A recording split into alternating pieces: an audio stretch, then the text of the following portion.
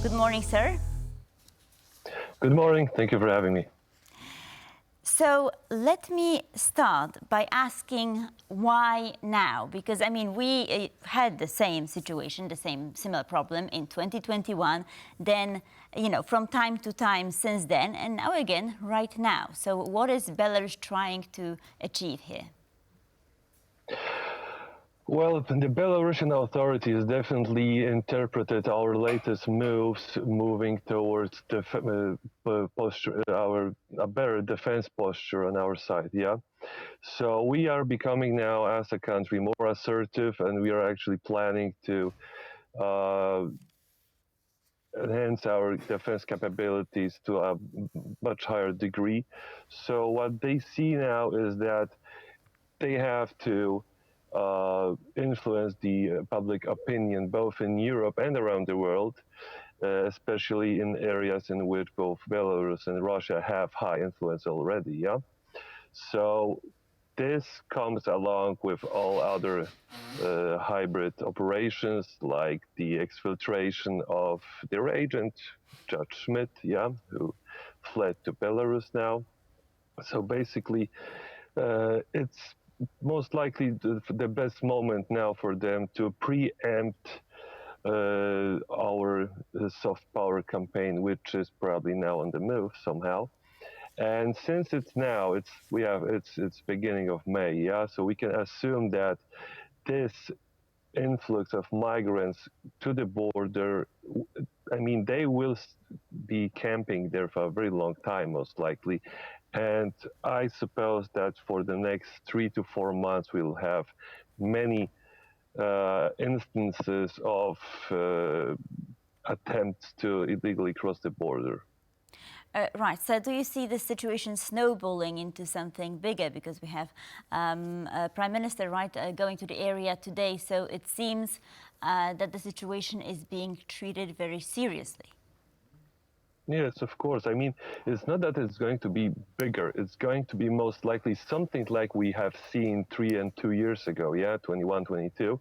And the problem is that the longer this will persist, this crisis, yeah, at the border, the more negative effects we'll have to deal with, yeah, in politics, because we have many, adversaries in the east, but we also have many rivals in the west who in many political parties in the European Parliament, etc., and they will just use this opportunity to criticize us in various ways, yeah, especially since many probably liberals, so to say, in the European Union expected that Donald Tusk would take a different stance on the migrants, especially the relocation mechanism. He didn't. He just changed the rhetoric. He softened the rhetoric a little bit.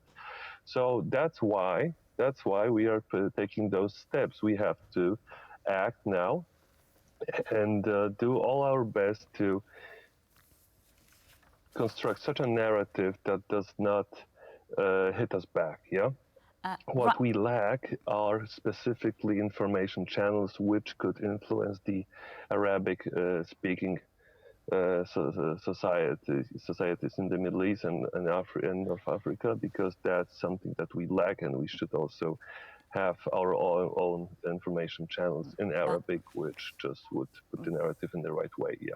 Oh, that's very interesting, because I was just going to ask you about the people. I mean, they, come from somewhere, right? And I wonder, from countries such as Afghanistan, right? I mean, some Central Asian countries, from what I gathered, but also from Syria, right?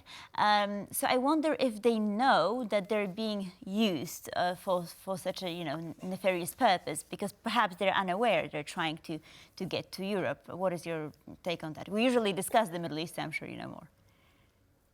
Yeah, I mean, they're absolutely aware that they're going to Europe. They're not aware that they will be used very often.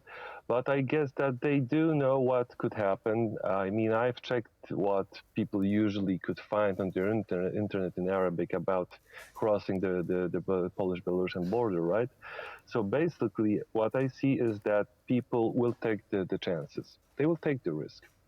And also there are many fixers on the ground there in the Middle East who just will convince the people that it's doable, it's manageable, it's safe, because they earn money on that. It's human trafficking.